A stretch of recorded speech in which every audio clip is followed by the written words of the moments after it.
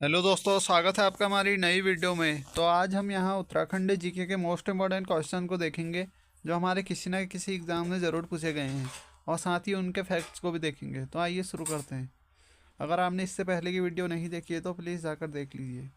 तो पहला है हमारा, सन 1843 ईस्वी में पौड़ी और गडोलिया में चाय बागानों की स्थापना किसने की थी? तो ये की थी कैप्टन हडलस्टन ने। तो इन्होंने चाय बागानों की स्थापना की थी पौड़ी में और गडोलिया में। तो अगला क्वेश्चन है हमारा, उत्तराखंड में बीज बचाओ आंदोलन के जो प्रवर्तक थे वो कौन थे? यह उसके रूप में किसे जाना जाता है? तो ये विजय जड़धारी को जाना जाता है। बीज बचाओ आंदोलन उत्तराखंड से संबंधित है और इसके जो प्रवर्तक हैं वो विजय जड़धारी को माना जाता है। और इसकी डिटेल पढ़ते हैं।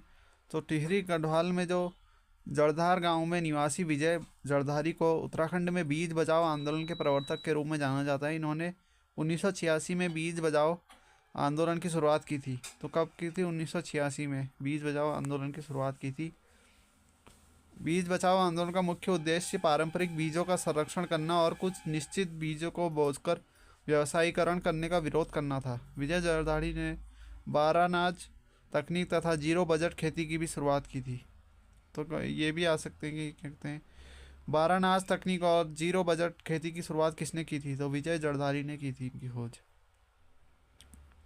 या इनकी शुरुआत 1986 में की थी। फिर अगला है हमारा, बायोडीजल हेतु उत्तराखंड राज्य में खेती की जाती है। तो जो बायोडीजल हेतु उत्तराखंड राज्य में, ऑप्शन बी, जैट्रोपा की खेती की जाती है। देखते हैं, बायोडीजल हेतु उत्तराखंड में जैट्रोपा की खेती की जाती है। बायोडीजल जैव गतिविधियों के द्वारा जैविक मूल पदार्थों के उपयोग से बनाया गया ईंधन है। जैट्रोपा का पौधा ऊसर, बंजर, शुष्क और अर्ध सूक्ष्म पथरीली किसी भी प्रकार की भूमि पर आसानी से उगाया जाता है। फिर अगला है हमारा, उत्तराखंड में असिंचित उपजाऊ भूमि क्या कहलाती है? जो असिंचित उसे बोलते हैं हमारा ऑप्शन नंबर ए, उपराऊ अव्वल। तो इसका ऑप्शन नंबर ए सही हो जाएगा। देख सकते हैं, उत्तराखंड में असिंचित उपजाऊ भूमि को उपराऊ अव्वल बोलते हैं। और उत्तराखंड में कृषि भूमि निम्न प्रकार से पाई जाती है। पहली है उपराऊ भूमि। यह असिंचित भूमि ऊपरी भाग में मिलती है। इसे दो वर्गों में बांटा गया है, उपराऊ अव्वल तथा उपराऊ दोयम। उपराऊ अव्वल उपराऊ दोयम 2 से 1.5 गुना अच्छी होती है। और तालाब भूमि घाटी में तलों में मिलती है। जो तालाब भूमि घाटी होती है वो तलों में मिलती है जहाँ सिंचाई की अच्छी व्यवस्था होती है। तालाब भूमि कहाँ है? जहाँ सिंचाई की अच्छी व्यवस्था होती है उसे तालाब भूमि कहते हैं। और असिंचित उपजाऊ भूमि को उपराऊ अव्वल बोलते हैं। ये देख सकते हैं। और जो हमारा इजरान होता है वनों के बीच या किनारों में अपरिपक्व पथरीली भूमि को इजरान कहते हैं। तालाब भूमि हमारी सिंचित भूमि होती है, ये इंपॉर्टेंट है। अगला, उत्तराखंड में सार पद्धति किससे संबंधित है? तो ये फसल चक्र प्रणाली है। सार पद्धति फसल चक्र प्रणाली है।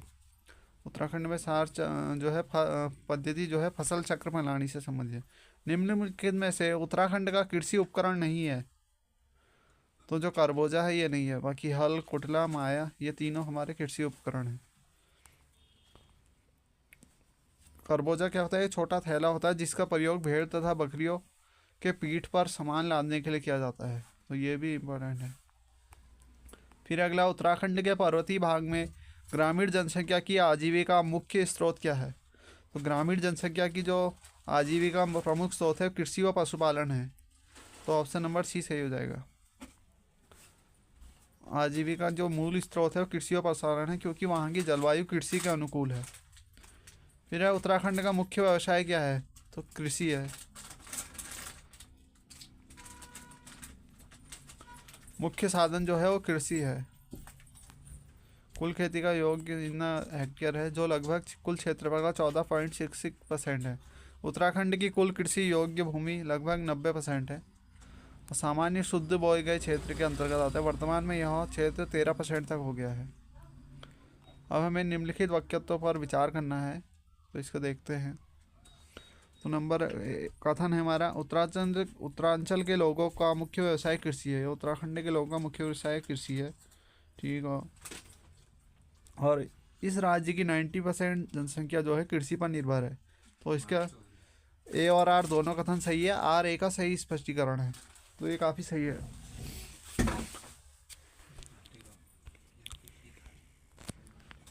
अगला है हमारा, यही देख सकते हैं इसकी।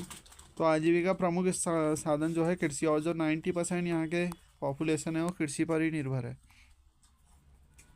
इसकी डिटेल पढ़ सकते हैं। बाकी अगला है हमारा, जैव कृषि को प्रोत्साहित करने के लिए किस राज्य ने अपने को जैव राज्य घोषित किया है? तो ये उत्तरांचल या उत्तराखंड ने जैव राज्य घोषित किया है। ऑर्गेनिक और बायो स्टेट कौन है? उत्तराखंड है हमारा। उत्तरांचल ने जैव कृषि को प्रोत्साहित करने के लिए अपने को जैव राज्य घोषित किया है। और जो उत्तरांचल की 90% जनसंख्या वो कृषि पर आश्रित है, और भौगोलिक विषमता के कारण इस राज्य में जैव कृषि पर विशेष बल दिया गया है। और उत्तरांचल की ऑर्गेनिक चाय को चीन, जापान, अमेरिका, रूस, इंग्लैंड एवं जर्मनी में भारी मांग है। फिर उत्तरांचल में उगाई जाने वाली फसलों का सबसे महत्वपूर्ण समूह क्या है? तो वह है ऑप्शन नंबर बी, धान, गेहूं, मडवा, आलू। ये इंपॉर्टेंट फसल है यहाँ की। उत्तरांचल की कुल कृषि भूमि में लगभग 33% भाग में गेहूं बोया जाता है। उत्तरांचल की प्रमुख गेहूं उत्पादक जिले हैं। जो 33% है वो गेहूं बोया जाता है, और गेहूं देहरादून, उधम सिंह नगर, हरिद्वार, पौड़ी, गढ़वाल, नैनीताल आदि में है। धान मुख्यतः गर्म और आर्द्र जलवायु की फसल है। उत्तरांचल की कुल कृषि भूमि में लगभग 21.6% भाग चावल बोया जाता है। तो सबसे ज़्यादा जो है वो गेहूं है उत्तरांचल में। तो उत्तराखंड में सबसे ज़्यादा गेहूं है 33%। फिर दूसरे नंबर पे चावल है। और ये देख सकते हैं चावल है हमारा। और प्रमुख चावल उत्पादक देश जो जिला है वो देहरादून है हमारा। गेहूं उत्पादक में भी फर्स्ट देहरादून ही है। और मडवा उत्तरांचल के कुछ बोए गए क्षेत्र में लगभग 15.8% भाग में बोया जाता है। प्रमुख मडवा उत्पादक कौन में जो हमारा सबसे ऊपर आता है वो है अल्मोड़ा। अल्मोड़ा में सबसे ज़्यादा मडवा बोया जाता है।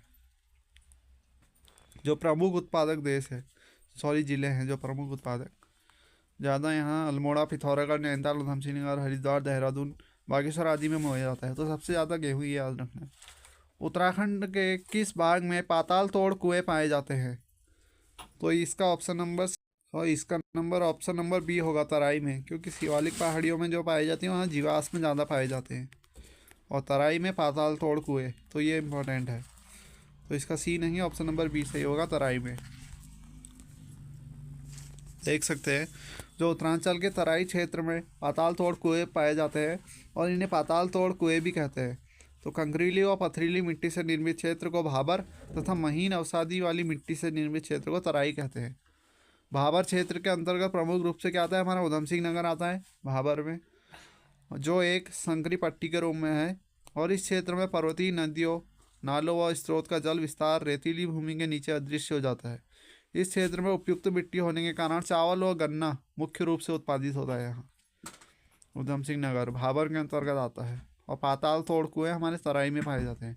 फिर निम्न में दुग्ध उत्पादकों कौन से ब्रांड में उत्तरांचल से संबंधित है? तो आंचल जो यह उत्तराखंड से संबंधित है।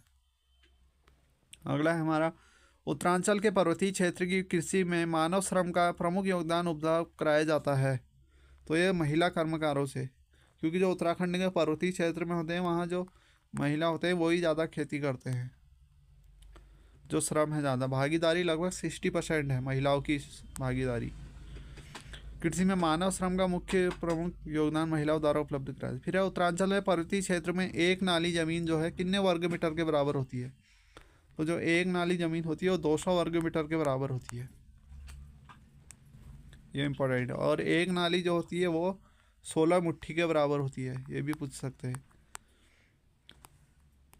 ये देख सकते हैं 16 मुट्ठी बराबर एक नाली बराबर 240 गज, और एक नाली बराबर 2160 स्क्वायर फीट। देख सकते हैं, या 200.6 स्क्वायर मीटर, या खाली 200 भी लिख सकते हैं। ये देख सकते हैं। अगला है हमारा, उत्तराखंड में कृषि भूमि मापने का पैमाना क्या है? वो यहाँ नाली व मुट्ठी में नापी जाती है कृषि भूमि। अभी ये 90% जनसंख्या क्या मुख्य स्रोत कृषि है, और 3 भागों में विभाजित किया जाता है। खील भूमि, इस भूमि को फसलों के अदला बदली की जाती है। खील भूमि में क्या होता है? अदला बदली की जाती है। जैसे कौंदो, झंगरा, चूहा आदि उगाया जाता है। फिर उपराऊ भूमि, सोपान बनाकर सिंचाई के ही फसल उगाई जाती है। तालाब भूमि पर सिंचाई द्वारा मुख्यतः धान उगाया जाता है। तो तालाब भूमि में मुख्यतः धान उगाया जाता है, धान के लिए फेमस है। अगला है हमारा, उत्तरांचल में कृषि योग्य भूमि है लगभग, तो ये लगभग 13% रहेगी। 13% भूमि जो है वो कृषि योग्य है और 90% जनसंख्या जो है वो कृषि पर निर्भर है।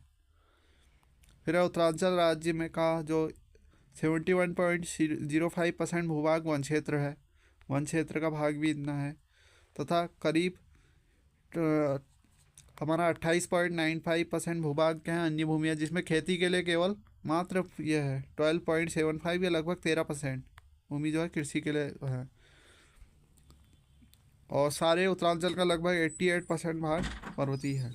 और हमारा अगला क्वेश्चन है, उत्तराखंड पशुधन विकास बोर्ड का प्रशिक्षण केंद्र कहाँ स्थित है? तो ये ऋषिकेश में स्थित है। देख सकते हैं, उत्तराखंड पशुधन विकास बोर्ड का प्रशिक्षण केंद्र ऋषिकेश में स्थित है। उत्तराखंड पशुधन विकास बोर्ड का मुख्यालय देहरादून में स्थित है। जो केंद्र है वो इसका ऋषिकेश में है, परंतु जो मुख्यालय है वो देहरादून में है। देहरादून में मुख्यालय है और यहाँ केंद्र है। पूर्ण जैव प्रौद्योगिकी अनुसंधान और प्रशिक्षण केंद्र हमारा कालसी में है। पूर्ण जैव प्रौद्योगिकी अनुसंधान और प्रशिक्षण केंद्र। फिर है, उत्तराखंड राज्य की निम्नलिखित खाद्य फसलों में से सर्वाधिक क्षेत्रफल पर बोई जाने वाली फसल क्या है? तो वह गेहूँ है। यही है, जो हमारी गेहूँ है वो सबसे अधिक क्षेत्रफल में बोई जाती है। 33% भाग पर लगभग 33% भाग पर हमारी गेहूँ बोई जाती है। और कुमाऊं मंडल में गढ़वाल अपेक्षा की अधिक क्षेत्र पर गेहूँ बोया जाता है। तो कुमाऊं मंडल में अधिक गेहूँ बोया जाता है गढ़वाल की अपेक्षा। फिर है गढ़वाल, हमारे कथन और कारण का है। तो गढ़वाल में सीढ़ीदार कृषि पारिस्थितिक मित्र है। यह पहाड़ी ढालों पर भूमि तथा जल संरक्षण का समुचित उपाय है। तो हमें बताना है कि कौन सा कूट सही है। तो हमारा ये भी सही है, सीढ़ीदार कृषि होती है गढ़वाल और कुमाऊं दोनों में लगभग, और गढ़वाल में ज़्यादा है। तो यहाँ पहाड़ी ढालों पर भूमि तथा जल संरक्षण का समुचित उपाय है। तो इसका ऑप्शन नंबर ए सही होगा। देख सकते हैं, उत्तरांचल राज्य की लगभग 90% जनसंख्या कृषि पर आजीविका का मुख्य साधन कृषि है। और उत्तरांचल राज्य की भौगोलिक परिस्थितियाँ विषम होने के कारण कृषि क्षेत्र का विस्तार नहीं हो पाया है। और पर्वतीय राज्य होने के कारण कृषि योग्य समतल भूमि का अभाव है। और पहाड़ी क्षेत्रों की जो भूमि है ज़्यादा वो ढलान में है इस टाइम में अधिक, तो जल द्वारा मिट्टी का शरण अधिक होता है, इसलिए पर्वतीय क्षेत्रों में क्या करते हैं, सीढ़ीनुमा खेती की जाती है। तो ये भी बोल सकते हैं, सीढ़ीनुमा खेती पर्वतों में की जाती है, पहाड़ी इलाकों में। मिट्टी के कटाव के संरक्षण करता है, मिट्टी की उर्वरकता को भी बढ़ाता है सीढ़ीदार खेती से। फिर अगला है हमारा, निम्न में से कौन सी फसल उत्तराखंड में कुल जोत के अधिकांश भाग में बोई जाती है? तो अभी देखा था हमने गेहूँ, और ये कुमाऊँ में ज़्यादा बोई जाती है गढ़वाल की अपेक्षा, लगभग 33% भाग पर बोई जाती है गेहूँ। अगला है हमारा, फसल कटाई में टिहरी रियासत के अंतर्गत जमींदार के हिस्से को कहते थे, तो उसको क्या कहते थे? Option number D, Tihar. तो टिहरी रियासत के जमींदार का जो हिस्सा होता था उसे तिहाड़ बोलते थे। अगला है, उत्तराखंड चाय विकास बोर्ड कहाँ है? तो ये भी काफ़ी इंपॉर्टेंट है, 2017 में पूछा गया है। तो ये अल्मोड़ा में है, उत्तराखंड चाय विकास बोर्ड। वर्तमान में मुख्यालय अल्मोड़ा से ग्रीष्मकालीन राजधानी गैरसैंण स्थानांतरित कर दिया है, परंतु जो वर्तमान में है वो गैरसैंण हो गया है। ग्रीष्मकालीन राजधानी हमारी जो गैरसैंण है, और इसकी स्थापना 2004 में की गई थी, फरवरी, अल्मोड़ा में की गई थी स्थापना, और वर्तमान में गैरसैंण में है अभी। राज्य में सर्वप्रथम किस औषधीय पौधे की खेती की गई थी? तो ये फेमस है, ये भी बेलाडोना। यह है, हिमालय पर 6 से लगभग 12,000 फुट की ऊंचाई पर पाया जाता है। इस पौधे का संपूर्ण भाग जहरीला होता है, जिसका कारण इसमें उपस्थित जो एट्रोपिन नामक अल्काइलॉइड है। और बेलाडोना औषधि का मुख्य प्रभाव स्नायु तंत्र पर पड़ता है। तो ये औषधि पौधा है। चमोली जिले का नौटी क्षेत्र किस उत्पादन के लिए प्रसिद्ध है? तो ये ऑर्गेनिक चाय के लिए प्रसिद्ध है। नौटी क्षेत्र चमोली में है। उत्तराखंड के चमोली जिले में नौटी क्षेत्र ऑर्गेनिक चाय उत्पादन के लिए प्रसिद्ध है। नौटी में 170 हेक्टेयर भूमि पर वर्तमान में चाय की खेती की जा रही है। फिर उत्तराखंड में किस प्रकार के रेशम का उत्पादन होता है? तो इसका देखेंगे, तो इसमें उपरोक्त तो सभी है, तो इसको डिटेल पढ़ते हैं। उत्तराखंड राज्य एकमात्र ऐसा राज्य है जो सभी 4 प्रकार के कोकून यानी सहतूत, ओक, तसर, मुगा और एरीकल्चर का उत्पादन कर रहा है। उत्तराखंड राज्य में रेशम उत्पादन का एक लंबा पारंपरिक और महान इतिहास रहा है। बताया जा रहा है कि कैप्टन हटन ने वर्ष 1858 में मसूरी की पहाड़ियों में रेशम उत्पादन की शुरुआत की थी, जिसके बाद रेशम माजरी का नाम भी दिया गया है। हरिद्वार रोड में एक गांव में रेशम का व्यवसाय उत्पादन प्रारंभ किया था। फिर उत्तराखंड में अल्मोड़ा में विवेकानंद कृषि अनुसंधानशाला के संस्थापक कौन थे? तो इसके संस्थापक ऑप्शन नंबर सी बोसी सेन थे। विवेकानंद कृषि अनुसंधान संस्थान कहाँ है? ये अल्मोड़ा में है और इसकी स्थापना बोसी सेन ने की थी। उत्तराखंड में फिर अगला है, उत्तराखंड में कृषि योग्य भूमि है, तो इसमें ऑप्शन में से देखते हैं हम। कुल क्षेत्रफल का तो 6 लोग है, जो कुल क्षेत्रफल केवल 11.65% है, या लगभग इसे 13 भी मानते हैं। 11.65 या 13, या 12 पॉइंट समथिंग है, तो लगभग 13 के अंतर्गत आता है। ये आयोग ने भी इसका ऑप्शन विकल्प सी माना था। लोग लगभग 13 या 11.65 याद कर सकते हैं। फिर निम्नलिखित में से कौन उत्तराखंड की एक प्रमुख नकदी फसल है? तो ये गन्ना है। ये हमारी तराई से भाबर एरिया में काफ़ी होता है, जैसे उधम सिंह नगर उस एरिया में ज़्यादा होता है गन्ना। और उत्तराखंड की एक प्रमुख नकदी फसल गन्ना है। उत्तराखंड के उष्णकटिबंधीय और उपोष्णकटिबंधीय क्षेत्रों में जूट, कॉफ़ी, कोना, गन्ना, केला, संतरा, कपास, आम जैसी नकदी फसलों का उत्पादन होता है। प्रमुख गन्ना है उसमें से। निम्नलिखित में से कौन सी फसल उत्तराखंड के में कुल जोत के अधिकांश भाग में बोई जाती है? तो ये काफ़ी बार पूछा गया है। गेहूँ लगभग 33% भाग पे बोई जाती है। 30% तो यह है गेहूँ में ग्लूटेन पाया जाता है। गेहूँ रबी की फसल है, ये भी इम्पोर्टेंट है, गेहूँ रबी की फसल है। जीबी पंत कृषि एवं प्रौद्योगिक विश्वविद्यालय का गोविंद बल्लभ पंत की याद में नामकरण किया गया है। तो इसका ऑप्शन नंबर बी होगा। गोविंद बल्लभ पंत कृषि एवं प्रौद्योगिक विश्वविद्यालय वर्तमान में उत्तराखंड के पंतनगर में है। यह भारत का पहला कृषि विश्वविद्यालय था। इसका उद्घाटन किसने किया था? जवाहरलाल नेहरू ने किया था, और 17 नवंबर 1960 को 17 नवंबर 1960 को उत्तर प्रदेश कृषि विश्वविद्यालय के नाम पर किया गया था। वर्ष 1972 में इसका नाम जो गोविंद बल्लभ पंत के नाम पर रखा गया था। स्थापना 1960 में हुई, 1972 गोविंद बल्लभ के नाम पर रखा गया। कृषि एवं प्रौद्योगिक विश्वविद्यालय कर दिया गया है। यह विश्वविद्यालय भारत में हरित क्रांति का अग्रदूत माना गया है। हरित क्रांति की शुरुआत के लिए भी इसे उत्तरदायी माना गया है। फिर गन्ने का सर्वाधिक उत्पादन किस जिले में होता है? तो अभी देखा था हमने, हमारा जो उधम सिंह नगर है, ये खरीफ की फसल है। गन्ना खरीफ की फसल है, जून जुलाई में बोई जाती है और सितंबर अक्टूबर में काटी जाती है। और इसका सर्वाधिक उत्पादन करने वाले जिले उधम सिंह नगर, हरिद्वार और देहरादून है। फिर उत्तराखंड राज्य में सबसे कम कृषि योग्य भूमि वाला जिला कौन सा है? तो वह है रुद्रप्रयाग, क्योंकि यहाँ बहुत उबड़ खाबड़ आदि पर्वतीय इलाका ज़्यादा है, तो यहाँ कृषि योग्य भूमि सबसे कम है, न्यूनतम कृषि योग्य। फिर निम्नलिखित में से उत्तराखंड के किस जनपद में बीज बचाओ आंदोलन की शुरुआत की गई थी? अभी देखा था हमने बीज बचाओ, विजय भड़तवाल थे जो टिहरी गढ़वाल में है, इसकी शुरुआत की गई थी बीज बचाओ आंदोलन। देख सकते हैं बीज बचाओ आंदोलन शुरुआत 1980 में टिहरी गढ़वाल से हुई थी। फिर उत्तराखंड में प्रथम डेयरी संघ स्थापित किया गया था, तो यह हल्द्वानी में किया गया था। और जो डेयरी उत्पाद आते हैं उत्तराखंड में वो आंचल के ब्रांड से आते हैं।